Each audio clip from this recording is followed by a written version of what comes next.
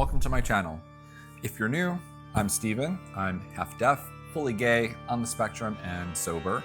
And if you're returning, welcome back. Either way, I'm glad you're here. Today, we're going to be talking about turning 40.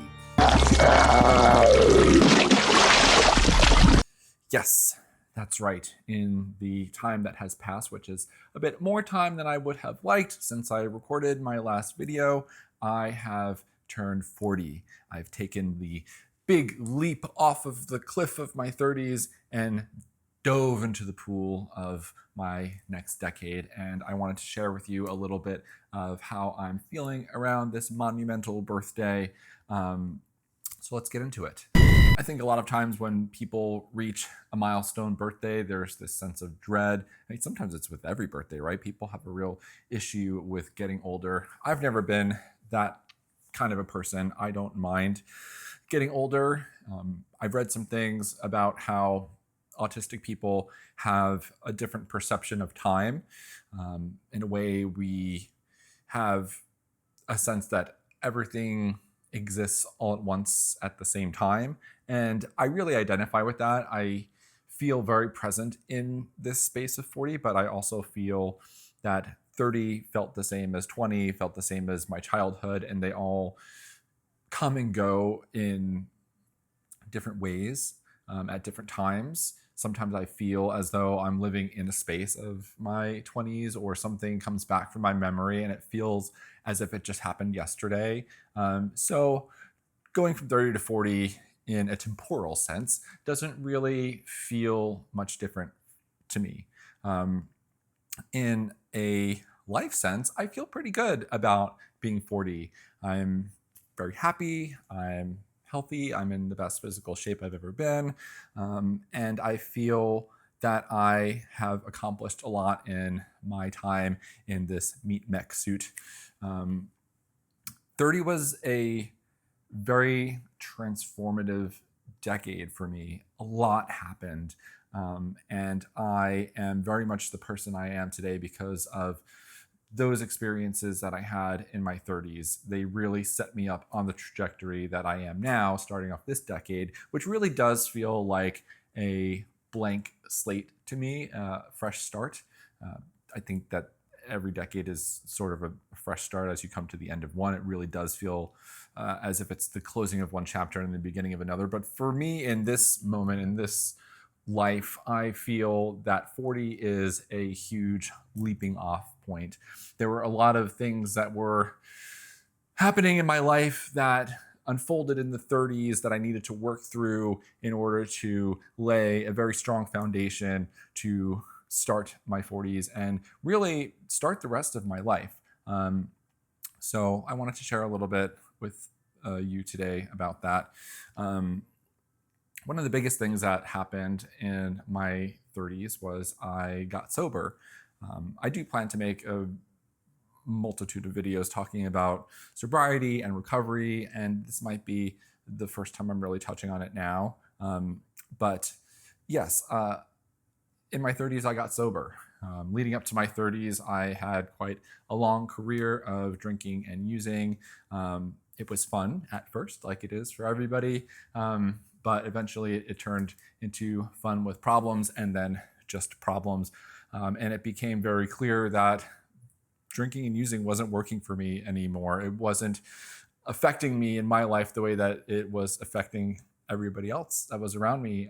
It was really taking over, and my life was rapidly unraveling, perhaps more in an interior way than an exterior way. There was certainly stuff that was happening in my exterior life that people were able to see a decline. I was running into some issues with how I was able to conduct my life. And really, I was having trouble keeping the lid on the pot, so to speak. And thankfully, I have a pretty low tolerance for public shame. So it didn't really take too much messing up to come to a place where I realized that I need to get sober. I needed to make a change. I knew that I was kind of at this place where if I kept going down this road, I was going to start getting into some really deep shit. And I did not want to find out what all those yets were. So I had been circling around recovery for a while. But in my 30s, I finally was able to come to a place where I was ready to make that change for myself. I chose to get involved with a 12-step program. That's certainly not the only way that people can find and cultivate sobriety in their lives, but for me, it worked. And that was one of the big pillars of my 30s, was finding my way to recovery and getting sober. As you do in a recovery program, I got a sponsor. I worked a 12-step program. And that person was really, really influential in my life. That person really taught me how to live, right? Because as a person who is wired in such a way that you have this addictive mindset, you go through life with the wrong operating manual. And this is kind of a theme that happens in my life leading up to my autism diagnosis. But, I went through my life thinking that I was one way, and then I came to understand that I was actually a different way. And that's not good or bad. It's completely neutral. It just is. But you can't really take action on anything in your life without having the proper information, right, to work with. So I needed to not only put down the drinking and the drugs, but I needed to learn what I was dealing with. I needed to learn who I was. I needed to shine the light on areas of my life that there had been no light on at all. So not only was it a physically sobering experience, it was also a learning experience, an uncovering experience. And I strongly believe that had I not reached that point where I needed to make that change and was willing to make that change, I wouldn't be here today. And if I was here by some stroke of luck, I would be in a very dire and desperate place in my life. I was not doing well. And quite frankly, I had given up in a lot of ways. I don't talk about suicide lightly, and I never made a formal attempt to take my life, but I had given up on living my life. I didn't want to be alive anymore, and I didn't have the courage. That doesn't even feel like the right word, but the courage to take my own life, or the cowardice to take my own life. I just was in this miserable place of limbo where I didn't want to live. I didn't want to die. I didn't know what to do with myself, but I had enough. And I didn't feel any hope. I didn't feel any self-love. My world was very small and sad and scary. And had I not made a change, it would have just gotten worse and worse. I would have been crushed under the weight of it. And thank goodness the events that transpired that got me to that leaping off point happened. I want to go home. And I'll talk about those another day. But I'm glad that they did. At the time, they were awful. But today, I'm so grateful that things went down the way that they did, because had they not, I would have just kept going.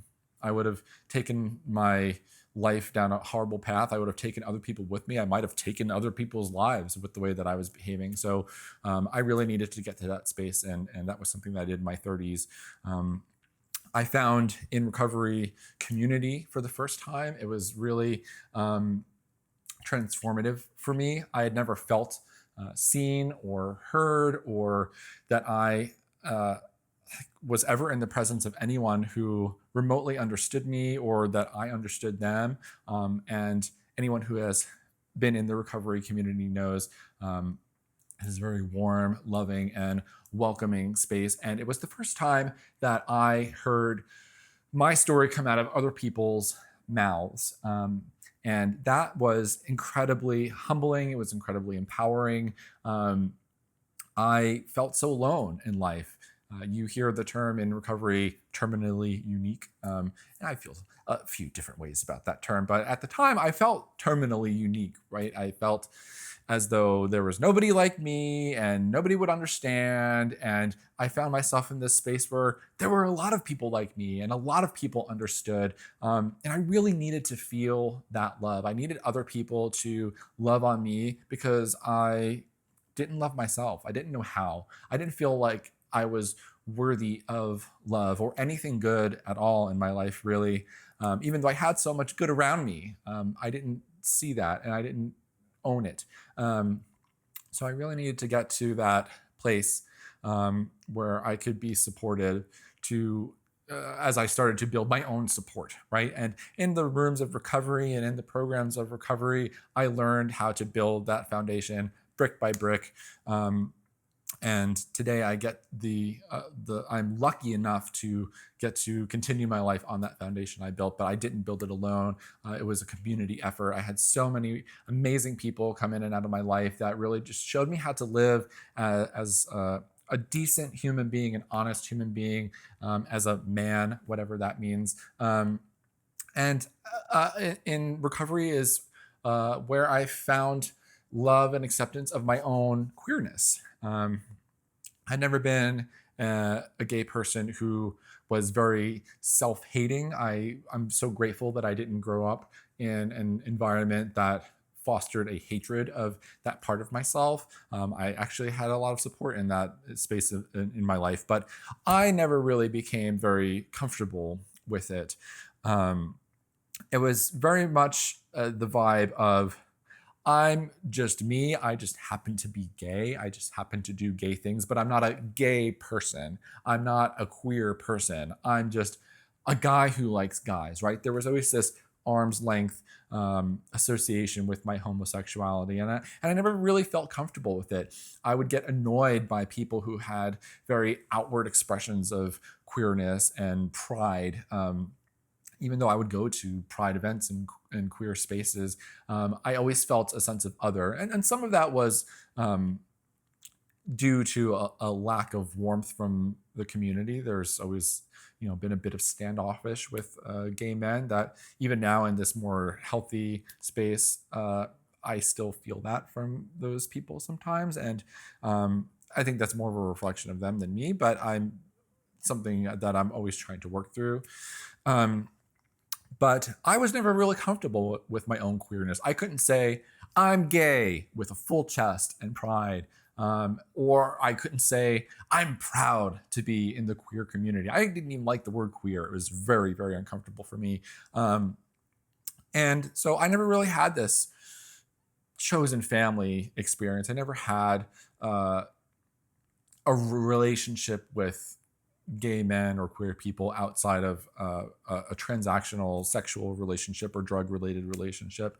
And in recovery, I was able to find that. I started my journey in 12-step meetings in a very heterosexual space. It wasn't exclusively that. It just happened to be that it was mostly straight men and straight people. I went to a lot of stag meetings, which are like men's only meetings, and those happen to be very heteronormative spaces. But then I found out that there were queer meetings, and once I started to go to those spaces, that baggage just started to dissipate. I just felt so much lighter about it because I was just around this community of people who were like me, but they weren't trying to get anything from me. They weren't trying to compete with me or put me down. They just were themselves in this like overarching structure of recovery. So there was sort of this level playing field, right? That is how it kind of works in the recovery community. It's the great equalizer, right? We can come from all walks of life, but still know each other in this very intimate way because we have all suffered in the same way, no matter what kind of drink or drug of choice we had. So I was in this place where we were all on the same ground and also shared this other experience that we didn't have to know all the intimate details about because it was part of us, right? Being queer or LGBTQ is part of your biology. And we all had these experiences throughout our lives that were bound together by this commonality of queerness. And I was able to, within the safety of the recovery community in these queer spaces, let my guard down, take some of the armor off, and allow these people in, allow them to see me, allow me to see them. And it really blossomed this new love and appreciation for queerness as a whole, but my own personal queerness and gayness. And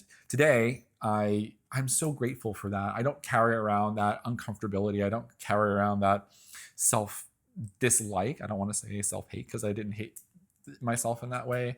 But I feel comfortable. I feel comfortable in queer spaces. I feel comfortable talking to other queer people. And nowadays, if it's not like a gay or queer event, I'm usually like a little hesitant to participate because I just feel so much more comfortable with my people. It feels so good to say that I have people, right? I have my recovery people and I have my queer people. And I finally feel like I have this sense of community that I had been wanting for so long. And I found that in my 30s, and that was a huge part of it. I also had a lot of personal growth in my life from some big changes. At the time when I started my 30s, I was living in Los Angeles. I was living with my husband. Well, he was my boyfriend then, husband now, more on that.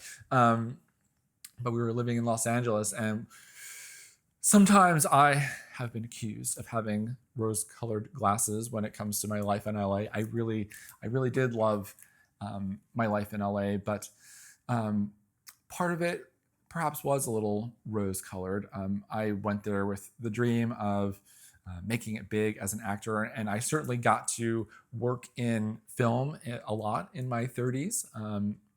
But I never really got to the place that I wanted to. It's still something that I'm working on today, but I have less of a death grip on this dream and just more of an appreciation of my varied interests. But I had this real love affair with LA, and in my 30s, we kind of had our ups and downs. I got to meet some really amazing people in the film and television and art space. I got to work on some really amazing projects. Some of them I still can't talk about because they're under NDAs. But I got to really like dive into that world and live my dream. I did some in front of camera work. I also did a lot of production work, and I really enjoyed being behind the scenes a lot more than I thought I would. I thought I would just be, full on attention whore for the camera, but I actually really liked being behind the scenes and seeing how things are put together and the structural supports underneath everything, and being part of like the things that people don't see. It was really interesting. I got to work in casting. I got to work in talent management on set, taking care of actors. I got to do creative work. I got to work in health and safety during the pandemic, keeping people safe on set during the COVID outbreak. I got to be a part of such amazing work. I even got to be a stand-in for Ryan Gosling one day, and no, not Ryan Gosling. Oh my God, what's his name? I can't remember. I'll put it in the thing. No, meltdown. Ryan Reynolds. Oh my God, Ryan Reynolds. I got to be a stand-in for Ryan Reynolds one day. It was so random. I have a friend that sort of was the keystone in my production life in LA, and she called me and she's like, "What are you doing?" And I feel this is such an LA story, but she was like, "What are you doing tomorrow?" or whatever. And I was like, "I don't know, nothing." And she's like, "How tall are you?" I was like, 6'3". She's like, "What's your weight?" I was like, 195. And she's like, "Okay, well, we're doing a commercial for Ryan Reynolds and we desperately need a stand-in. Can you just be here and be Ryan Reynolds?" I was like, "Yes, of course I can." So I got to be Ryan Reynolds for a day, and that was pretty cool. But I loved LA. I loved the magic that was there. It felt like the birthing place of so many of my favorite things, so many of my favorite movies and characters and actors and creatures. And I love the city as a whole. I loved the being close to the mountains and the beach, and I was really just I was enamored by Los Angeles. But so much of my experience there was peppered by my drinking and using and influenced by that it kind of became this weird mix of dream and toxicity for me. And not too long into my 30s, we got into the pandemic, and everything locked down. LA was a very closed place, and it was a weird time for me. It was obviously stressful. Like we were all scared for our health and our lives, and people around us were getting sick and dying. And I'm so incredibly grateful that I didn't experience any of that. There were some people in my family who got sick, but there were no losses, thankfully. And I maintained my health throughout the whole thing. And so that part of it was, I was very lucky. But also, in a weird way, it was one of my favorite times in life. Like I said, I was very grateful to have my health throughout. I was also very lucky and grateful to be able to get assistance from the government. So while I was out of work, my needs were being taken care of. And I just got to be at home with my partner, my favorite person in the world, and my dog in my safe space. And I really flourished there. I was able to detach from some other things that were toxic for me, like the restaurant industry, waiting tables, and just being, in that world. And I really got to have this really 2-year experience where I got to know myself. I got to fall in love with my interests all over again. And I rediscovered playing music, and I rediscovered making art.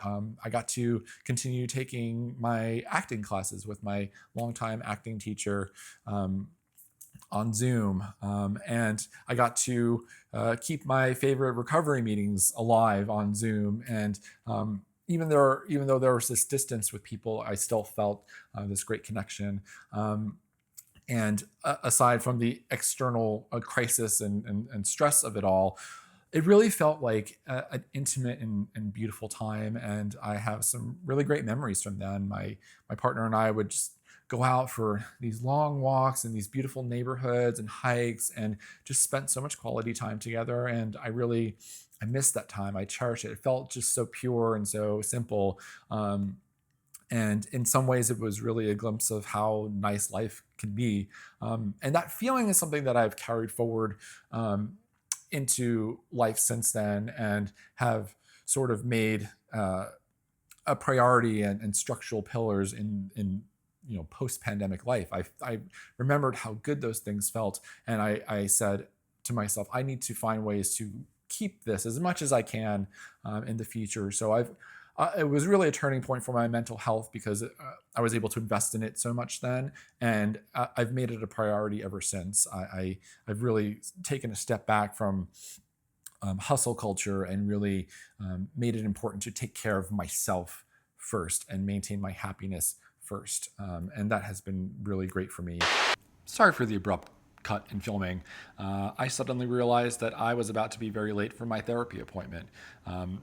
So there was a moment of scrambling where I realized that and tried to pack up all this stuff and stop, and in an effort to make it to my therapist's office. And then I realized that there was no way that was going to happen. So I hurried to set up the telehealth, and then husband came home earlier than I thought, so I lost my filming location for a while, and it was just it was a lot, and all at once, and true to my autistic self, that sent me into a bit of a spiral, and a bit of a shutdown, and I was very frantic and had to work through all of that.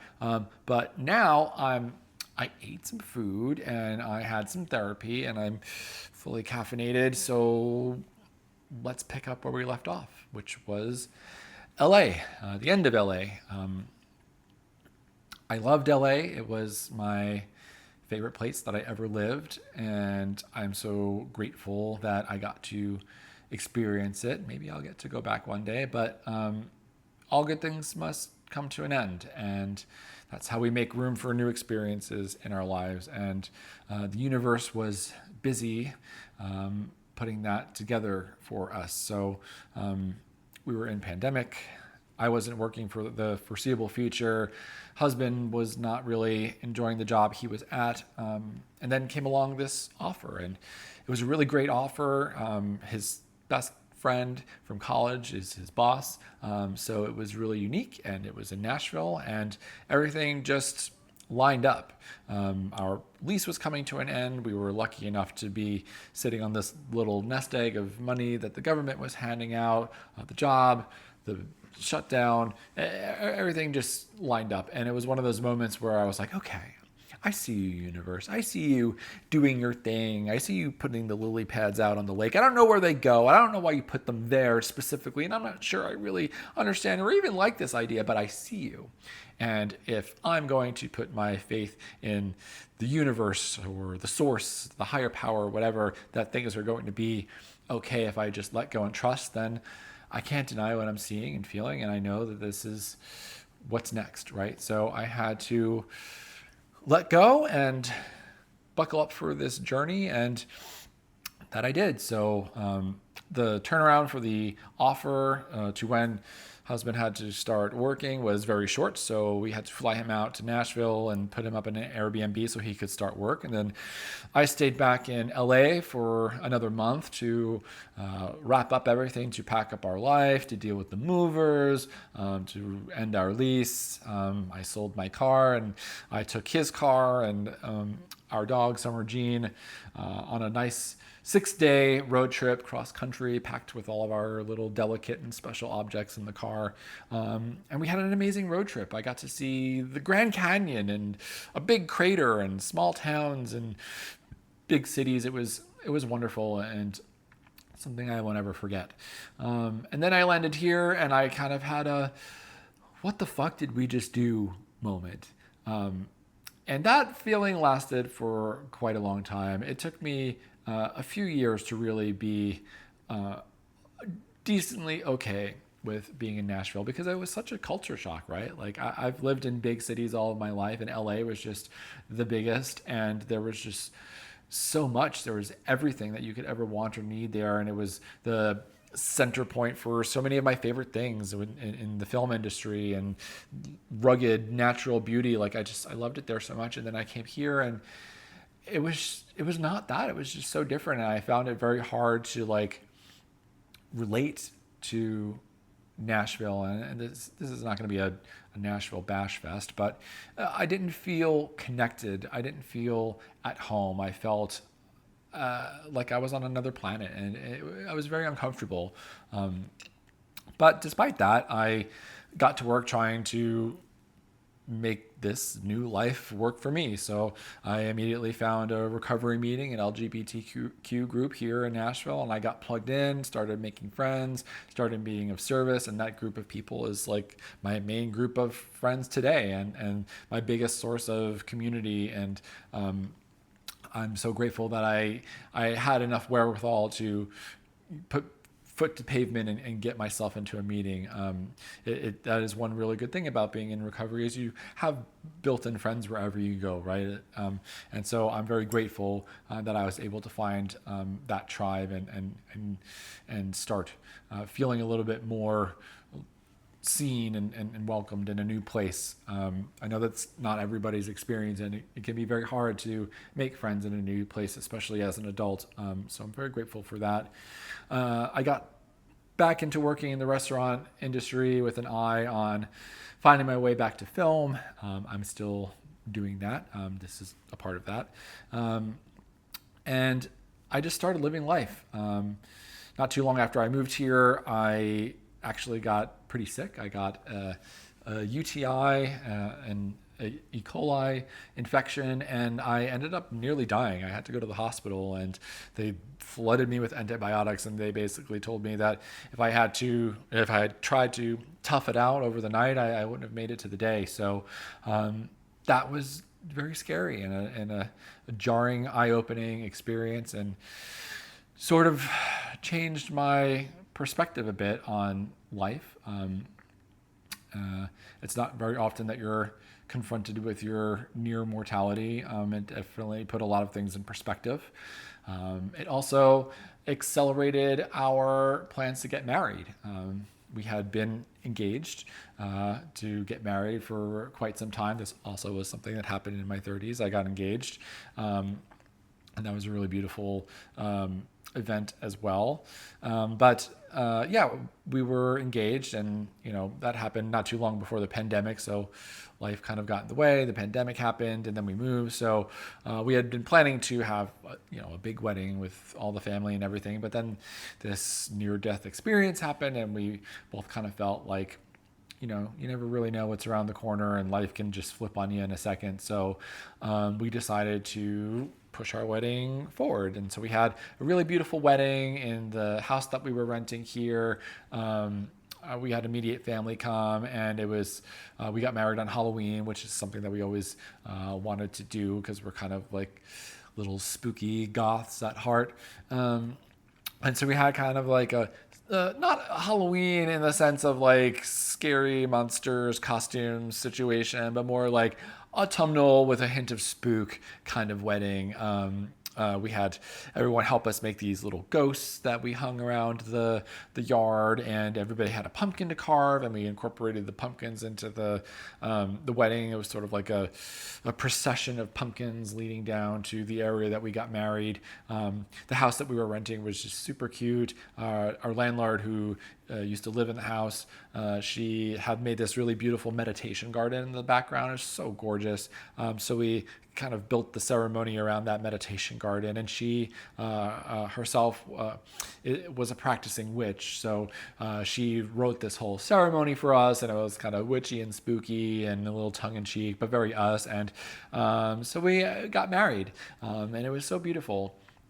And then life continued. We're here in Nashville making friends, working. I started working. I made a transition from working in the front of the house in restaurants to working in the kitchen, which was a whole new thing for me. I'd never worked in a kitchen before. But again, it was one of those situations where the universe was giving me a little nudge, and I felt it, and I said, all right, I'm going to take another leap of faith.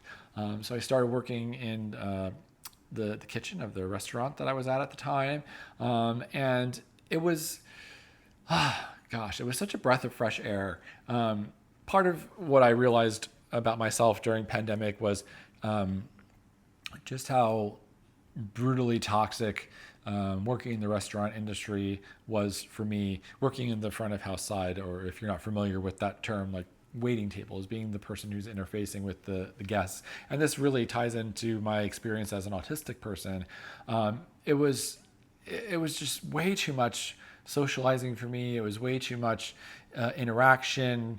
And now I come to see it as like there was a lot of masking, there was a lot of scripting, there was a lot of juggling of small talk. Like a lot of the things that I have trouble with as an autistic person are inherent in working in the front of a house in a restaurant. And so I had done it for 20 years, and I had reached my limit. And so the universe kind of, I think, gifted me this path, right? A way to move away from that, but still be involved with a lot of the things that I do love and I do connect with in the restaurant industry, which is the food, which is the ingredients, the stories behind them. That's always what I found more interesting, more so than talking to the people, right? I love the food, right? I've always loved to cook for myself, and I feel very happy when I'm doing it. So I'd never really considered it as an option for work before, but I wasn't ready to until I was, and the universe handed it to me. So I started down that path, and it quickly became something that I really enjoyed and was really good for my mind and my spirit and my soul. I felt so at home in the kitchen. I felt really connected to life and to the earth, working with food and greens and meats. And there's just something very primal about it that I didn't realize I needed in my life. But I love that. And so I started that journey. Shortly after that, we ended up buying a house, which you see behind me. And That was another milestone in my 30s. We bought this house. I never thought in my life that I'd be able to buy a house, but it was something that we were lucky enough to be able to do. And we bought this house. Uh, uh, uh, she was a little rough. She's a an old 1960s 70s girl. She was unrenovated when we got her. Everything in here was brown, and with the help of Matthew's dad and my dad, we've done a lot of work to renovate this house. It's still being renovated. We're always doing things and projects, but it's been fun. We've been able to build this house in a way that really suits us and is our energy and vibe. And that has been such a joy to be able to experience that process with my husband and with our dads, and another great opportunity for dad bonding. Gosh, what else? I got to restore a family truck with my dad. It was a truck that my uncle bought when it was new back in 2003. And after he passed away, it sort of went through all the men in my family, and then it came to me. And then my dad and I got to restore that together, and we fixed it up real nice. Then somebody hit it and totaled it and killed it for a year and a half, and then we got to restore it again together. So lots of really great memories and hard work. We ended up adopting another dog who is asleep next to me here. Her name is Mars, and she's a real sweetie. And then the most recent milestone in my life is learning about my autism and getting diagnosed as an autistic person. And that has been one of the biggest challenges I've had to face since my recovery. It has completely redefined how I see myself, who I am, how I think, how I perceive the world. It simultaneously feels as like I've been validated. I have been validated with all of the feelings that I've felt through my whole life, and I've finally been given permission to meet the person that I always knew that I was. But at the same time, I also feel like I don't know who I am anymore. It really does feel like a sharp delineation between my past and my future, which brings us to where we are now, turning 40. It really does feel to me like a new chapter, a turning of a page. I feel like everything that happened in my 30s and the time before, but specifically my 30s, because as you've heard, there's just so much, and that's not even everything. So much of that time was spent growing and struggling and learning and coming through these transformative experiences and letting go of so much baggage and so many ideas of what my life was supposed to be and what I should be or who I should be or what I should be doing, and really just finding so many ways to free myself of the bondage of self and the shackles of a life that was dictated for me by the outside world. And now I feel like I really am in a whole new world, an uncharted territory, a bright new frontier that I get to go out and live and explore without, the weight of preconceived notions or a script of what my life is supposed to look like. I don't know what it's supposed to look like. I don't even know what it is right now. It's still just such a brand new experience looking at it through these new lenses. And I'm very excited for my future. I'm very proud of the work that I put in my 30s, and I'm so grateful for all of the growth and the pain and the struggles that I had to walk through to get to where I am today, because I really do feel very grounded and more like myself, more tuned into the truest version of myself than I have ever been before, and that feels really exciting and really liberating. And I can't wait to see what I do with this next 10 years, standing atop of the strong foundation that I built in the previous 10. So thank you for taking the time to hear me, to see me, to witness my growth. I hope that there was something in what I said today that resonated with you, that inspires you to live your truest life. And I am so grateful for everything in it. My life is full and I'm surrounded by abundance, and that includes you. So if you have anything that you'd like to share with me, a story about your life, an experience going from one decade to another, a milestone birthday, please share it with me in the comments below.